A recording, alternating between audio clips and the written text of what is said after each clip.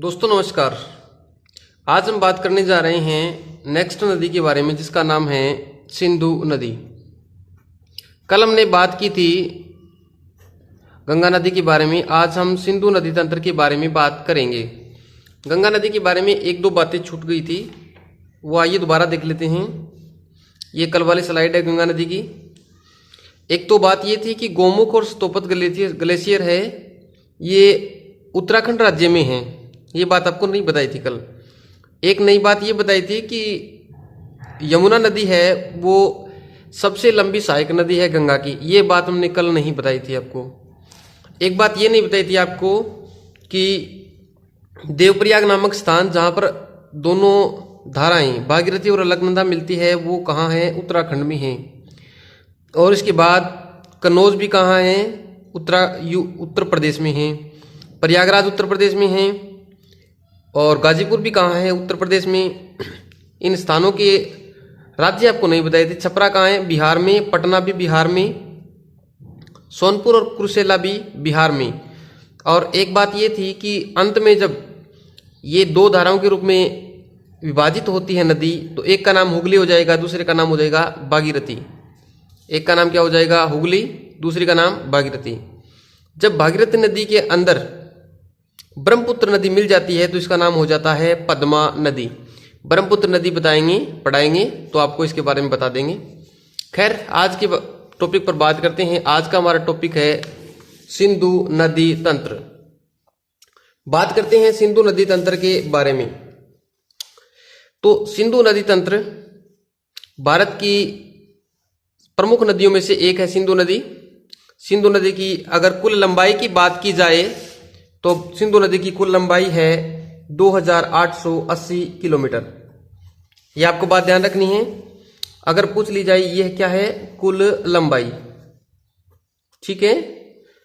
अगर बात कर ली जाए कि सिंधु नदी भारत में कितनी लेंथ रखती है, भारत में इसकी लंबाई कितनी है, तो भारत में कितनी लंबाई है इसकी? 1114, यानी 1 2 3 4 किलोमीटर। ठीक है, याद रह जाएगा। 11-14 किलोमीटर याद रह जाएगा। कुल लंबाई कितनी है? 2880 किलोमीटर। और भारत में कितनी है? 1114 किलोमीटर। ठीक है। सिंधु नदी को बोलते हैं इंडस रिवर। एक मान्यता के अनुसार इंडस रिवर भारत की प्रमुख नदी थी। क्योंकि भारत की प्रमुख क्यों थी? क्योंकि ये जब भारत और पाकिस्तान विभाजित नहीं हुए थे तो ये संपूर्ण एरिया था कि क्या कहलाता था? भारत। तो इंडस नदी के आसपास रहने वाले लोग क्या कहलाते थे? इंडियन कहलाते थे। ठीक है। चूंकि इंडियन अब विभाजित हो गया तो ये भारत की मुख्य नदी रह गई, मिल बन करके रह गई है। देखिए, आइए सिंधु नदी के बारे में पढ़ लेते हैं। सबसे पहले पढ़ते हैं इसके उद्गम के बारे में। तो तिब्बत में एक जो है ग्लेशियर है जिसका नाम है बोखरचू ग्लेशियर है। ग्लेशियर क्या होता है? तो यूं कह सकते हैं हम, पिघली हुई बर्फ को हम ग्लेशियर कह सकते हैं। ग्लेशियर का मतलब यानी कि जैसे बर्फ का पहाड़ हो गया, बर्फ का पहाड़ कह सकते हैं हम ग्लेशियर को, तो उसे क्या कहेंगे? ग्लेशियर कहेंगे। ठीक है। बोखरचू ग्लेशियर से निकलती है। निकलने के बाद और ये भारत के अंदर प्रवेश करती है। भारत में प्रवेश करने के बाद आगे चलती हुई और लास्ट में कहाँ जाकर के मिल जाती है? अरब सागर में मिल जाती है। कहाँ पर चली जाती है? अरब सागर में चली जाती है। एक बात ध्यान देने की ये है कि ये जो नदी सिंधु नदी है ये 3 देशों में हो गई। कौन कौन से में? तिब्बत या चीन में हो गई। 2 नंबर भारत, 1 नंबर चीन, भारत और पाकिस्तान। ये पाकिस्तान की मुख्य नदी हो गई क्योंकि पाकिस्तान के ठीक बीच से गुजरती है। तो पाकिस्तान ने इधर नहरों का निर्माण कर रखा है और नहरों का निर्माण आसानी से हो जाने के कारण पाकिस्तान को नहरों का देश कहा जाता है। पाकिस्तान को क्या कहा जाता है? नहरों का देश। क्योंकि नहर बनाने में इस सिंधु नदी का बहुत बड़ा योगदान है। आगे बात कर लेते हैं कि सिंधु नदी की सहायक नदियां कौन कौन सी है। सिंधु नदी का एंट्री पॉइंट देखो, भारत में कहाँ से एंट्री करती है? ये भारत में एंटर होती है। ये नाम है इस स्थान का दम चौक। ठीक है। और बाहर से बाहर कहाँ निकलती है? बाहर निकलती है चिल्लास नामक स्थान से। चिल्लास बोल देते हैं, चिल्लास बोल देते हैं, एक ही बात है। तो भारत में जो चिल्लास नामक स्थान से बाहर निकलती है दमचौक से एंटर करती है। ऐसे आप याद रख सकते हो कि नदी भारत में आना चाहती है तो दम भर करके आती है, और पाकिस्तान में जाना नहीं चाहती तो वो लास्ट में चिल्लाने लगती है कि मैं पाकिस्तान नहीं जाऊंगी। तो चिल्लास नामक स्थान आपको याद रह जाएगा। अब आगे बात करते हैं इसकी सहायक नदियों की। देखो सिंधु नदी की सहायक नदियां हैं, उनमें सबसे पहले बात कर लेते हैं। यहाँ पर एक ग्लेशियर है भारत और चाइना की सीमा पर, जिसका नाम है सियाचिन ग्लेशियर। क्या नाम है इसका? सियाचिन ग्लेशियर। सियाचिन ग्लेशियर।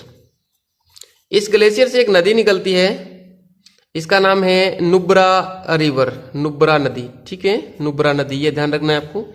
इस ग्लेशियर का एक छोटा सा पार्ट और है आगे, जिसे बोलते हैं रिमो ग्लेशियर।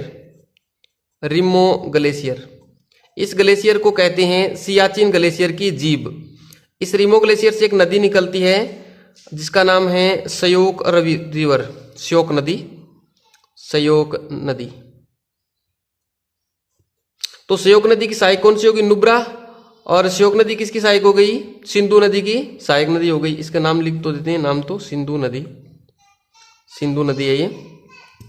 आगे जब बात करते हैं, आगे और सहायक नदियों की बात करते हैं, इससे पहले एक बात बता देता हूं मैं आपको। ये सिंधु नदी है, भारत में एक पर्वत श्रृंखला है जिसका नाम है, ये पर्वत श्रृंखला है लद्दाख, और एक पर्वत श्रृंखला है जास्कर। एक का नाम क्या है? लद्दाख, और दूसरी पर्वत श्रृंखला है जास्कर। इन दोनों पर्वत श्रृंखलाओं के बीच से बहती है। लद्दाख पर्वत श्रृंखला को जिस स्थान पर ये विभाजित करती है या जिस स्थान से होकर गुजरती है, जिस घाटी से होकर गुजरती है, उसका नाम है दुंगाती घाटी। इस घाटी का नाम क्या है? इसको कहाँ लिखे? इधर लिख देते हैं, दुंगाती घाटी। दुंगाती घाटी याद रह जाएगा, इसे कहते हैं दुंगाती घाटी। आगे जब बात करें अगर इसकी सहायक नदियों की, तो सबसे पहली सहायक नदी है इसकी, यहाँ पर एक दर्रा पड़ता है हिमाचल प्रदेश में, बाड़ा लाचा, यानी बड़ा लांचा। बाड़ा लाचा याद रह जाएगा। बाड़ा लाचा जो दर्रा है कहाँ पर है? हिमाचल प्रदेश में। इससे दो छोटी छोटी धाराएं निकलती है, एक का नाम चंदर, दूसरी का नाम भागा। चंदर और भागा, इन दोनों छोटी छोटी धाराओं से मिलकर एक नदी बनती है, और उस नदी का नाम क्या हो जाएगा? इस नदी का नाम हो जाएगा चेनाब रिवर। चेनाब रिवर, चेनाब नदी। ठीक है, चेनाब नदी निकलती है, और ये जाकर के, इससे पहले एक इसके साथ में एक ऊपर जो नदी है उसका जिक्र हमने नहीं किया, उसका जिक्र पहले करना जरूरी है कि एक वेरीनाग झील है। कहाँ? जम्मू कश्मीर में। ये बड़ा लाचा नीचे हो जाएगा, हिमाचल प्रदेश नीचे है। जम्मू कश्मीर में एक झील है जिसका नाम है वेरीनाग झील। वेरीनाग झील है। यहाँ से एक नदी निकलती है जिसका नाम है झेलम नदी। ये आगे निकलती है और भारत और पाकिस्तान की सीमा बनाती हुई, और लास्ट में किस में मिल जाएगी? ये सिंधु नदी में मिल जाएगी। वेरीनाग झील से निकल करके झेलम नदी कहाँ चली जाएगी? लास्ट में सिंधु नदी में मिल जाएगी। ठीक है, और ये जो झेलम नदी है, झेलम नदी, इसी नदी के निकट यहाँ पर एक झील है वुलर झील। वुलर झील आपने सुना होगा नाम। वुलर झील कहाँ है? वुलर झील जम्मू कश्मीर में है, और किस नदी के किनारे है? झेलम नदी के किनारे। अब बात करते हैं चेनाब नदी की। बाड़ालाचा दर्रे से चंद्र और बागा दो छोटी छोटी धाराएं में हैं। इन धाराओं के मिलने से बनती है चेनाब नदी। ठीक है, ये चेनाब नदी होगी। चेनाब नदी मिलती है, और चेनाब नदी आगे जाकर के झेलम में प्रवाहित हो जाती है। आगे बात करते हैं एक और नदी की जो इसकी सहायक है। कौन सी हो जाएगी? यहाँ पर एक रोहतांग दर्रा है, रोहतांग दर्रा। रोहतांग दर्रे से एक नदी निकलती है जिसका नाम है रावी नदी। रे से रोहतांग और रे से हो जाएगा रावी नदी। ये रावी नदी निकलती है और झेलम में जाकर के एंटर हो जाती है या मिल जाती है। ठीक है, ये हो जाएगी रावी नदी। इनका क्रम आपको ध्यान में रखना है। ऊपर झेलम है, फिर चिनाब है, फिर रावी है, और उसके बाद रोहतांग दर्रे के निकट ही एक है व्यास कुंड। ठीक है, इस व्यास कुंड से कौन सी नदी निकलेगी? तो इस व्यास कुंड से निकलेगी व्यास नदी। कौन सी नदी निकलेगी? व्यास नदी। ठीक है। अब ये जो बोखुरचू ग्लेशियर था उसके ठीक नजर नीचे एक स्थान है राक्षस ताल। राक्षस ताल झील भी बोलते हैं इसको, राक्षस ताल। ठीक है। इस राक्षस ताल से एक नदी निकलती है और ये नदी बहुत इंपॉर्टेंट है। ये नदी है सतलुज नदी और ये इस प्रकार से बहती हुई हिमाचल प्रदेश में एंटर करती है भारत में, बहती हुई पंजाब से होती हुई कहाँ चली जाएगी? झेलम के अंदर मिल जाएगी। और झेलम आगे कहाँ चली जाएगी? झेलम सिंधु में चली जाएगी। इसका नाम हो जाएगा सतलुज नदी। सतलुज नदी। ठीक है, सतलुज नदी हो जाएगा। अब सतलुज नदी है, ये व्यास नदी को अपने ओर समा लेती है। ये कौन सी नदी थी? व्यास नदी। व्यास नदी। ठीक है। अब सतलुज नदी के अंदर व्यास नदी मिल जाती है कौन से स्थान पर? हरिके नामक स्थान पर मिल जाती है। हरिके, ये स्थान है हरिके, कहां पर है ये? पंजाब में। याद रह जाएगा, हरिके नामक स्थान पर पंजाब में मिल जाती है व्यास नदी। यहां से एक नहर निकाली गई है जो कि विश्व प्रसिद्ध है। कौन सी नहर? इंदिरा गांधी नहर। याद रह जाएगा क्या? इंदिरा गांधी नहर आपको पता ही होगा। ये हरिके बैराज से निकाली गई है। हरिके बैराज व्यास नदी और सतलुज नदी के संगम पर है। सतलुज नदी भारत में जिस जगह प्रवेश करती है उस दर्रे का नाम क्या है? सीपकिला दर्रा। सीपकिला दर्रा। ये कहाँ है? हिमाचल प्रदेश में। याद रह जाएगा। अब कुछ एक बातें और कर लेते हैं। देखो कौन कौन सी नदियां हो गई। पहली नदी वेरीनाग, इससे झेलम नदी हो जाएगी। वेरीनाग झील से निकलने वाली झेलम नदी हो जाएगी। बाड़ालाचा दर्रे से निकलने वाली नदी हो जाएगी चेनाब। देखो चेनाब चंद्रभागा के दो धाराओं के मिलने से बनती है। बाड़ालाचा से निकलती है। वेरीनाग, नाग को झेलना पड़ता है, झेलना पड़ता है मतलब झेलम नदी हो जाएगी। और रावी नदी हो जाएगी, वो रोहतांग दर्रे से हो जाएगी। रोहतांग, रावी रोहतांग हो जाएगा। और व्यास कुंड से व्यास नदी हो जाएगी। बिल्कुल सेम सेम नाम है। हरिके बैराज व्यास और सतलुज के संगम पर है। राक्षस ताल से सतलुज नदी निकलेगी। बिल्कुल इजी है। अगर आप दूसरी बार देखोगे इस वीडियो को तो आपको सारी बातें याद हो ही जाएगी। ठीक है, एक बार और देख सकते हो आप इस वीडियो को। जब ये वीडियो पूरी देख लो आप, उसके बाद एक बार फिर से देखोगे तो आपको ऐसा लगेगा सारी बातें याद ही हो गई है। इसके बाद बात करते हैं कुछ एक नदियां की और की। जैसे एक पाकिस्तान से एक नदी और एंटर करती है सिंधु के अंदर ही, इसका नाम है गोमल नदी। गोमल नदी। याद रह जाएगा, गोमल नदी। ठीक है। अब बात कर लेते हैं कि ये जो दो नदियां हैं, दोआब किसे कहते हैं? आपने दोआब नाम सुना है ना? दोआब। दोआब, दोआब क्या होता है? एक नदी जैसे बह रही है और दूसरी नदी बह रही है, इन दोनों नदियों की भूमि, जो उपजाऊ भूमि होती है, उसे क्या बोलते हैं? उसे बोलते हैं दोआब।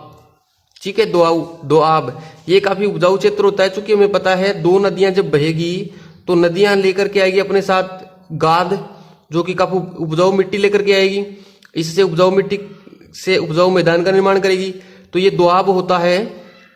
ये 5 नदियां मिलेगी ना, तो इसी 5 नदियों के नाम पर पड़ा है नाम पंजाब। पंच प्लस आब, इसे कहते हैं पंजाब। पंजाब नाम इन 5 नदियों के मिलने से बना है। यानी 5 नदियों का आब हो जाएगा उसे पंजाब बोलेंगे, 2 नदियों का आब हो जाएगा उसे दोआब बोलेंगे। ये पंजाब काफी समृद्ध है। क्यों? क्योंकि उपजाऊ भूमि से बना है। पंजाब में काफी उपजाऊ भूमि है। तो पंजाब है, ये भारत के अंदर भी है और पाकिस्तान के अंदर भी पंजाब है, क्योंकि ये 5 नदियां काफी बड़े क्षेत्र को कवर कर रही है। तो 5 नदियां कौन कौन सी? 5 नदियां चेनाब, ऊपर से झेलम, चेनाब, रावी, व्यास और सतलुज। याद रह जाएगा, क्रम से याद रखना है आपको। देख लेते हैं इन दो नदियों के बीच दोआब बन रहा है। जैसे दोआब बन रहा है आपको, जो ऊपर वाली सिंधु नदी है, सिंधु और झेलम के बीच दोआब बन रहा है। ठीक है। तो ऊपर से कौन सी नदी आ रही थी? ये सिंधु नदी आ रही थी और ऐसे जा रही थी। ठीक है। ये कौन सी नदी थी? सिंधु नदी। सिंधु नदी थी ये। उसके बाद एक नीचे से कौन सी नदी थी? झेलम नदी। झेलम नदी ऐसे जा रही थी। ये कौन सी नदी थी? झेलम नदी। और ये है सिंधु नदी। इसके बाद एक नीचे कौन सी थी? झेलम के बाद थी नदी, एक थी चेनाब नदी। और इसके बाद थी एक नदी रावी, रावी के बाद थी व्यास, और व्यास के बाद थी सतलुज। क्रम से आपको ध्यान रखना है कौन कौन सी नदियाँ, झिंदू, झेलम, चेनाब, रावी, व्यास और सतलुज। हम बात कर रहे थे दोआब की, यानी दो नदियों के बीच का क्षेत्र। तो सिंधु और झेलम के बीच का जो क्षेत्र है या दोआब है, इस दोआब को क्या नाम देते हैं, सिंधु सागर, सिंधु सागर दोआब, क्या नाम देते हैं इसको, सिंधु सागर दोआब। इसके बाद झेलम और चेनाब के बीच का जो दोआब है उसे कहते हैं चल दोआब, क्या कहेंगे इसको, चल दोआब।